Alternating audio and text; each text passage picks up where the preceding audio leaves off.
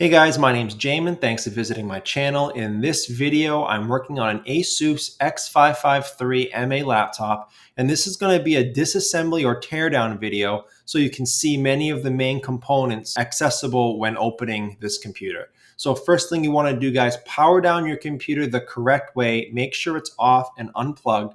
We're going to flip it over to access your bottom case screws. Now you have quite a few screws here. You have 4 along the top here, 4 along the bottom, and then 1 near each side on the middle. Once you get those screws off, guys, you're going to take a small, preferably plastic pry tool. Metal pry tools tend to scratch a little more, so I like using a guitar pick type pry tool. And you're going to go across this seam right here from your palm rest sitting inside your bottom case. So we're going to pry out the palm rest from the bottom case. Go nice and slow, take a couple passes if you need to. And then when most of it is up and you're ready to take it off, you can put some force right up here. You can put your fingers in this little slit right there and really kind of get that palm rest off. A word of caution when taking off your palm rest, don't just yank it off.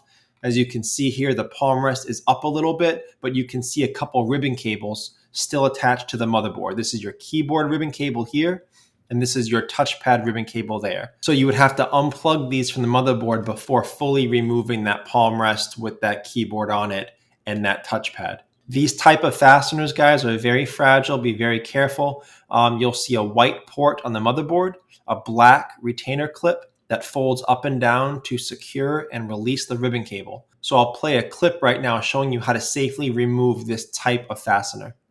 Place your pry tool under the fold down clip. Gently and carefully pry it up and remove the ribbon cable. So this is where your keyboard ribbon cable was here. This is where your touchpad ribbon cable was there. So once you get those off, you can remove the palm rest, and this is what you're looking at for the inside of your computer. As a side note, guys, any computer that I go into, I have it sitting on an anti-static mat. Either that or an anti-static bracelet, but something to limit the chances of damaging components in your computer. If you need help with those type of supplies or any sort of tools for your project, there'll be a link above, also below in the description to my Amazon store. It'll show you a lot of the things that I use in my shop. So the next component I'm going to help you remove is the battery. Again, to limit power running through a computer, you're always best to either remove or at least unplug the battery before touching anything else. So these are your 4 battery screws right here, and this is your battery plug. When you're looking at your plug, guys, you'll notice there's a bottom half and a top half.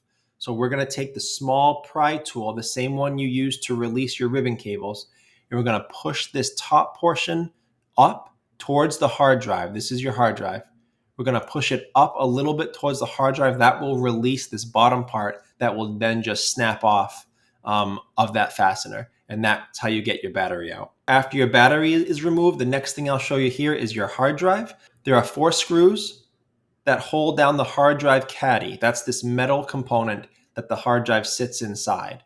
So these 4 screws will remove the hard drive caddy. And then to get the actual hard drive out of it, there'll be 2 more screws, 1 on each side here and 2 on this side here. So 4 screws altogether, 2 on each side. That will release the actual hard drive from inside that metal caddy.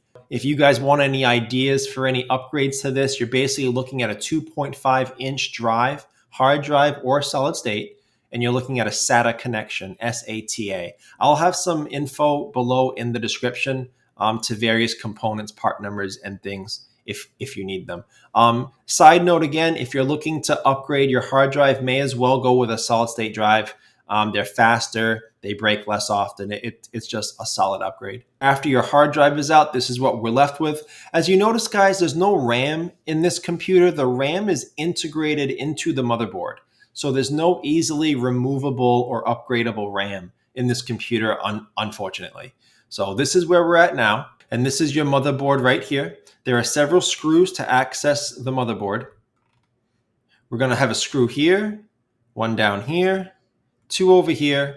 And even though those are all the motherboard screws, this is your Wi-Fi card. It's actually plugged in underneath the motherboard. It just pops out a little bit for us to be able to see it. So you have to take that off before removing the motherboard, or you're going to damage your Wi-Fi card and the Wi-Fi port. So you'll have this screw right there to your Wi-Fi card, and then of course your antenna wire coming down your hinge assembly here, you've got to pop those off of your Wi-Fi card. But once that's done, guys, you'll just have to unplug everything. So this is your LCD cable up here near the top corner. That's the LCD cable coming in from this hinge assembly. Then you got this ribbon cable here, similar to the keyboard ribbon cable. This goes down to your USB board. So you'd have to undo that. And then these two plugs here, this is your fan wires, and these are your speaker wires coming down here. So these are a little different than the ribbon cables. When you look at yours, guys, you'll notice two grips, or a little grip on each side of this plug. Don't pull on the wires to pull them out, but get your fingernails in those grips, or a pry tool, or a pair of pliers, or something else to take those out. But once you've unplugged everything, removed all the screws, your motherboard's all set, that can release. And then we're just left with the USB board down here. There's a couple screws to access that.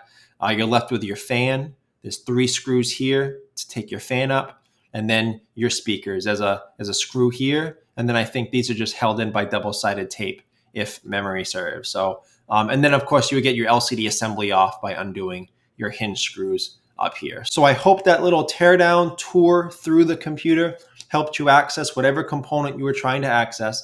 If you have any questions, check out the FAQs below. It could save you some time getting an answer.